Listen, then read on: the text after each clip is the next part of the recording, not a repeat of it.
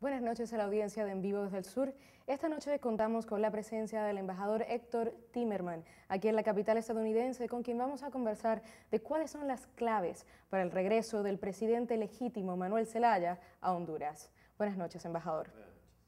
¿Qué le queda a la comunidad internacional para hacer para lograr una resolución a la crisis que afecta al país centroamericano? En primer lugar, hay que destacar que hay un cambio con respecto a lo que pasaba hace 20 años en América Latina. ¿En qué sentido? Que ningún país del mundo esta vez reconoció a un gobierno golpista, un gobierno que toma el poder por las armas y que desconoce la voluntad popular. Quiere decir que ahí tenemos ya un cambio. Otro cambio importante, yo creo, es la condena unánime que ha recibido el gobierno de Micheletti, el gobierno usurpador o el gobierno golpista que hay en este momento en Honduras, por parte de todos los países de América Latina y de América en general, en la OEA, el 4 de julio, donde se ha votado la suspensión. Otro cambio importante, creo yo, es la unanimidad que hay en no reconocer a ningún gobierno que surja de unas elecciones convocadas por un gobierno golpista. Quiere decir que ahí tenemos cambios fundamentales.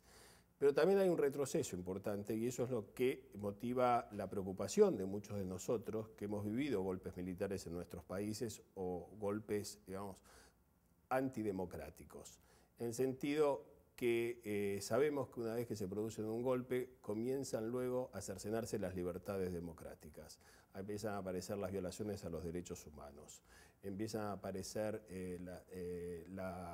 por ejemplo, el no respeto a la libertad de expresión, que hay censura. Entonces, me parece a mí que también algo que hemos aprendido es que comienzan con un país donde una minoría decide no escuchar y atacar la voluntad mayoritaria de un pueblo. Comienzan por un país, pero después ese ejemplo cunde. Y a nosotros nos parece que es importantísimo que América Latina no se retrotraiga a una época que ya tenía que estar totalmente superada, que es la época de los golpes militares. ¿Qué rol va a tener la comunidad internacional en estos momentos, luego de todo lo que ha ocurrido en la crisis hondureña? Evidentemente hay que exigir que la comunidad internacional imponga sanciones a las autoridades que hoy están en día usurpando el poder legítimo en Honduras, que impidan el normal, digamos, desarrollo de un gobierno en sus relaciones exteriores o en su comercio internacional. Digamos, hay que hacer todo lo posible para que vuelva el presidente Zelaya a ocupar el lugar que le corresponde por voluntad popular.